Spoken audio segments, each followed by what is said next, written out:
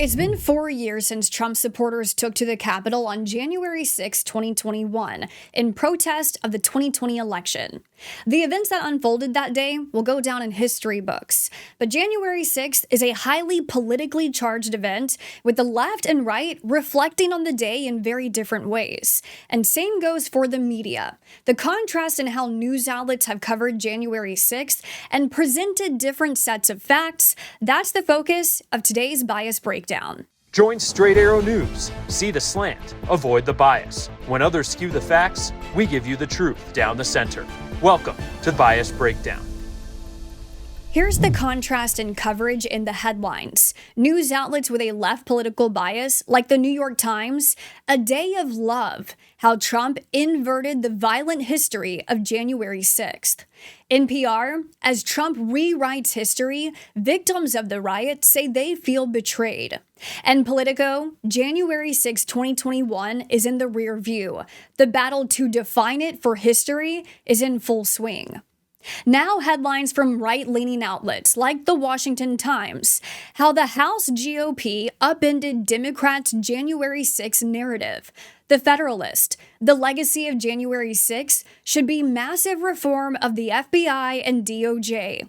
And the Daily Wire, a tale of two January 6. Events of that day have been told differently for years now. The left largely praised the January 6 committee's investigation, which found Trump incited the riot and recommended criminal charges for the former president.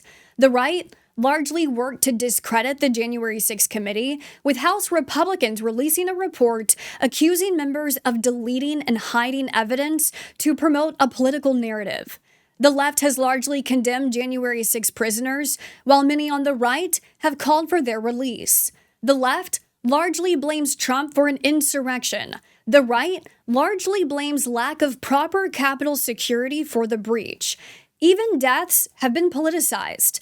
4 police officers committed suicide in the days and months that followed the breach at the Capitol.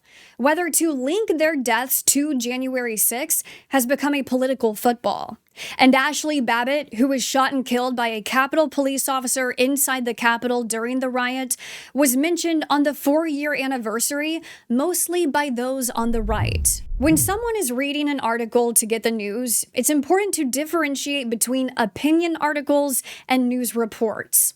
Nearly every news organization has opinion sections, but these examples of news articles we're using are not opinion pieces. So the following excerpts are presented as factual statements, but the facts read differently based on the outlet's political bias.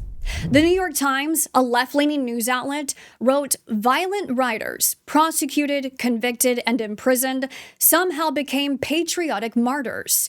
This inverted interpretation defied what the country had watched unfold, but it neatly fit the persecution narrative that binds Mr. Trump to many of his faithful. Once he committed to running again for president, he doubled down on flipping the script about the riot and its blowback, including a congressional inquiry and 2 criminal indictments against him as part of an orchestrated victimization. That day was an American calamity. The Federalist, a news outlet on the right, wrote, "For Democrats and the left, January 6 is the event that vindicates their hatred of Donald Trump and his supporters. They would have us believe it was among the darkest days in our nation's history. The real tragedy of January 6 wasn't what happened on that day, but what happened afterwards, when the Biden administration weaponized the Justice Department and the FBI to prosecute more than 1,500 people, the vast majority of whom did nothing wrong." The political divide over that day was evident in how lawmakers commemorated January 6. Here are some of the messages from lawmakers on the 4-year anniversary. Democratic Senator Amy Klobuchar posted on X, "4 years ago, the electoral vote certification was interrupted by a violent mob. Police officers were injured and killed. Our democracy hung in the balance." A community note on X was put on Klobuchar's post that read, "No officers were killed." Republican Congresswoman Marjorie Taylor Greene posted on X 4 years ago today, a military veteran and unarmed protester, Ashley Babbitt, was murdered in cold blood by a disgraced police officer. We will never forget Ashley. Senate Majority Leader Chuck Schumer posted, "It is utterly shameful that the president-elect is considering pardons for January 6 rioters, pardoning criminals who waved Confederate flags, donned Nazi symbols, assaulted police officers, and tried to halt the democratic process would be a dangerous endorsement of political violence." Republican Congressman Mike Collins posted in part, "On this day in history in 2021, thousands of peaceful grandmothers gathered in Washington, D.C. to take a self-guided, albeit unauthorized tour of the U.S. Capitol building. Since then, hundreds of peaceful protesters have been hunted down, arrested, held in solitary confinement, and treated unjustly." It's not just media and lawmakers with different takes on that day, but people, like viewers of this story, disagree on Trump's role and the consequences for January 6 rioters, depending on political viewpoints. According to a YouGov poll released last week, 79% of liberals polled say Trump incited violence, compared to 11% of conservatives.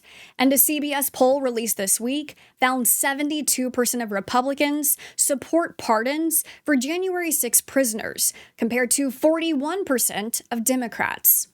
How the history of that day will be told in 50 or 200 years, there's no way of knowing.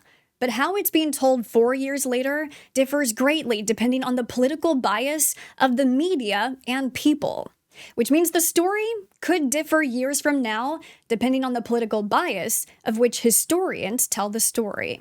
And that's your bias breakdown. Hey, thanks for watching this week's episode. Remember, you can find more episodes of Bias Breakdown on any platform where you listen to podcasts, or download the Straight Arrow News mobile app and sign up to get notified when the next episode drops. Remember, I'm here to show how media outlets can tell this same story in several different ways, depending on their political perspectives. So if you were only to read one news article, you may have gotten a slanted viewpoint.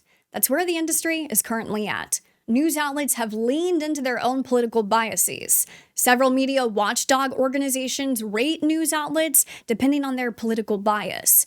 Straight Arrow News has been rated as being down the center.